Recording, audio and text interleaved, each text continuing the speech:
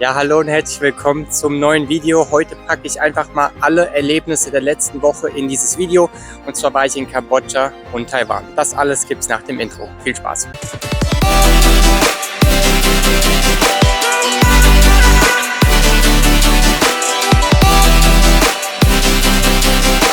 Im letzten Video war ich ja im Norden Thailands in Chiang Mai und von da aus startete dann meine Reise Richtung Kambodscha. Ich bin quasi mit dem Zug nach Bangkok gefahren.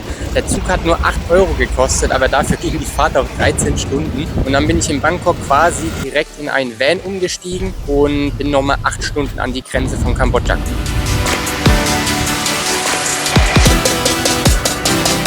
Ich bin jetzt hier in Siem Reap, die zweitgrößte Stadt in Kambodscha, weltbekannt für seine einzigartigen Tempel.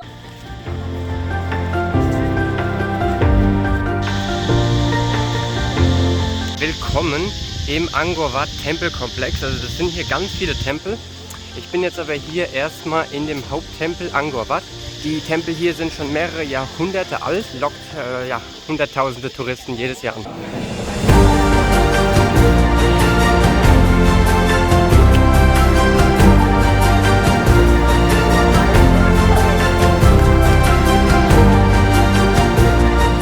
Also hier die Tempelanlage ist auf jeden Fall riesig. Ich laufe jetzt hier gerade im Kern des Tempels, quasi da kann man so eine Etage hoch und hier kann man einmal so drum rumlaufen.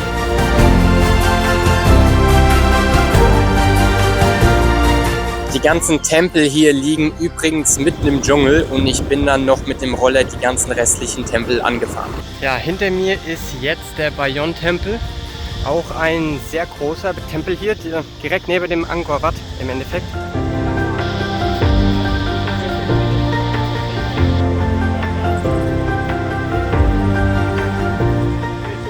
Ich muss sagen, hier ist ein ganz einzigartiger Geruch drin. Ich kann es gar nicht richtig zuordnen. Er riecht so ein bisschen nach nasser Stein irgendwie, aber ich kann es nicht ganz zuordnen. Und hier einige Tempel, so die größeren, sag ich mal, die sind auch umgeben von so richtig großen Wassergräben, wie man es bei uns auch von den alten Burgen kennt. Hey, hier in Kambodscha ist es so heiß. Also hier die Hitze ist wirklich nochmal ein ganz anderes Level wie alles, was ich bis vorher gefühlt habe. Kein Land, also das ist das heißeste Land, wo ich bisher war. Das ist auch nicht zu beschreiben, es ist einfach brutal heiß, man schwitzt sich komplett zu Tode. Aber zum Glück hat irgendwann irgendwer mal Wasser erfunden und dann kann man sich mal abduschen, das ist auch ganz praktisch.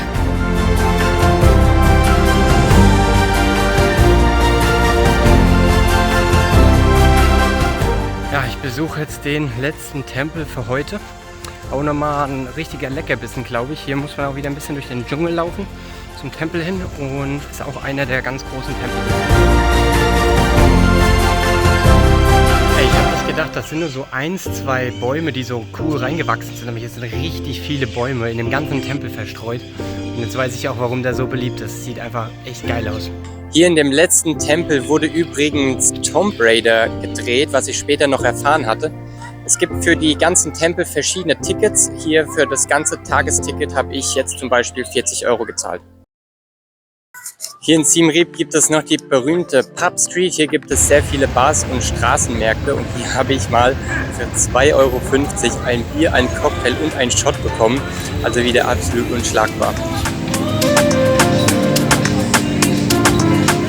So, hier der Raum ist okay. Habe auf jeden Fall schon Schlimmeres gesehen. Man muss hier auch dazu sagen, also ich war jetzt vor kurzem, also das letzte Hostel, wo ich war, im Norden von Thailand, da habe ich nur 2,70 Euro pro Nacht bezahlt. Und das hier toppt tatsächlich nochmal 2,50 Euro die Nacht. Also selbst wenn hier Kakerlaken auf dem Boden rumlaufen würden, ich wäre fein damit, ja, für den Preis absolut geil. Ich bin dann nochmal nach Phnom Penh gewechselt, das ist die Hauptstadt von Kambodscha. Und hier muss ich wirklich sagen, hier hat mich gar nichts interessiert. Ich habe zwar hier einen Roller gemietet und habe ein paar Sachen angefahren, aber das war irgendwie doch ernüchternd, gerade nach Siem Reap mit den tollen Tempeln. Deswegen habe ich dann da eher die Zeit genutzt und habe noch ein bisschen gechillt. Denn kurz darauf bin ich mit dem Flieger nach Taiwan geflogen und bin in der Hauptstadt Taipei gelandet.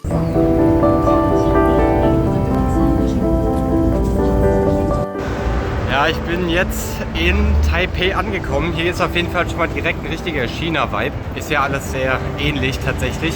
Ja, ich bin quasi mit dem Train jetzt vom Airport hier in die Stadt gefahren und ich habe mich erstmal hier komplett verlaufen. Weil wenn man hier ankommt, das ist alles im Untergrund, auch alles übel weitläufig und ich bin dann mal komplett falsch gelaufen. Aber ja, also auch gutes Beindrehen hier mit dem extra Gewicht.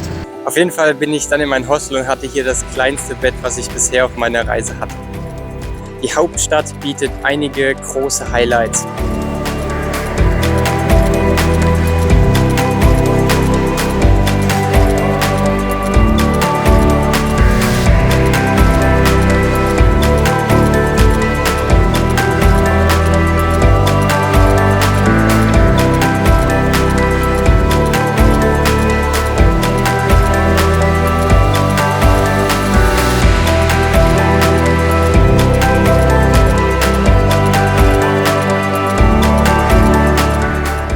Ich stehe jetzt hier vor dem Taipei 101, das ist quasi das Wahrzeichen von der Hauptstadt hier. Und hier gibt es auch wieder eine Aussichtsplattform und da gehe ich jetzt hoch. Ja, das haben die hier wieder ganz smart gemacht, um zu diesem Aussichtspunkt hinzukommen. Musst du erstmal durch so ein dreistöckiges Luxusgeschäftsmodell hier durchlaufen.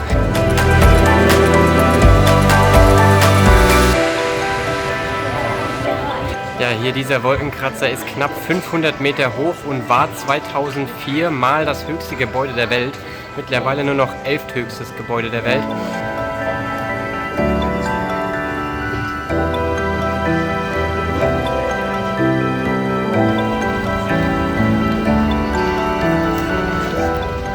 Hier gibt es auch viele Night Markets, wo zur Primetime wirklich sehr viele Menschen auf den Straßen laufen.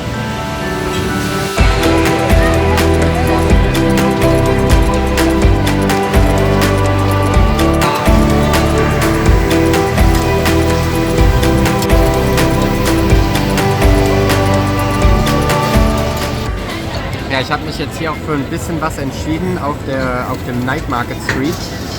Und zwar einmal hier für eine schöne Sausage mit Cheese und auch ein bisschen Reis mit so Fisch-Snacks nebenbei. Ich habe mir da jetzt gerade nochmal so ein Art Brötchen mit schwarzem Pfeffer geholt. Das ist hier anscheinend richtig bekannt und wird sehr oft genannt hier an dem Markt. Das wollte ich mir nicht entgehen lassen.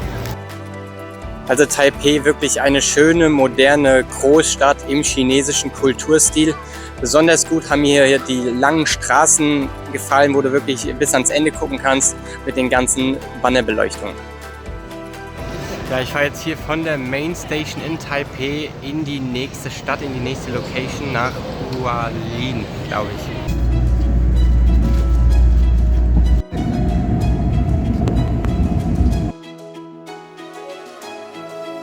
Ja, ich bin in Hualien angekommen und laufe jetzt gerade zu meinem Hostel. Und hier sind erstmal so 4 Kampfjets über mir drüber weggeflogen.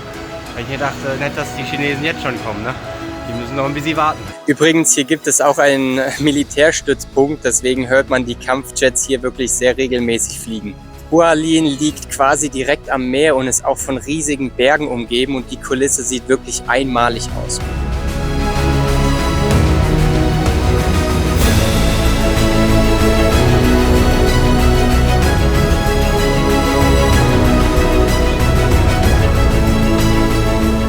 Ja, ich bin jetzt hier quasi vor dem Eingang, vor dem Taroko National Park. Das ist hier in Taiwan quasi einer der bekanntesten Orte mit einer großen Schlucht, wo man quasi durchwandern kann. Jetzt war es hier so, dass hier vor ein paar Monaten, 2024, gab es hier ein Erdbeben. Das heißt, hier sind alle Trails gesperrt und auch, deswegen ist hier auch quasi Stau. Hier ist nämlich auch die Straße kaputt gegangen, das heißt, die müssen das reparieren. Deswegen weiß ich noch gar nicht, wie viel ich quasi hier sehen kann von dem Nationalpark. Aber natürlich wollte ich es mir trotzdem anschauen.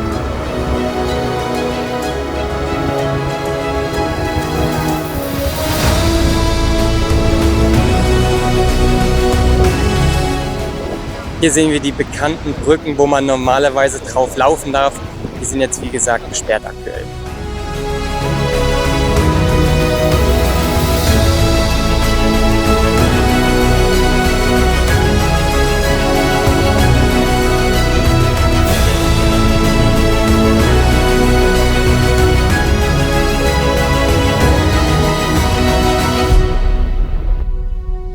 Danach bin ich von Hualien nochmal in eine andere Stadt gefahren. Hier gab es jetzt aber nicht mehr so viel Sehenswertes, deswegen war es das schon mit meinen Erlebnissen aus Taiwan. Ich werde hier wieder die Kosten für Kambodscha und Taiwan einblenden. Ja, das war's wieder mit dem Video. Ich hoffe, es hat euch gefallen.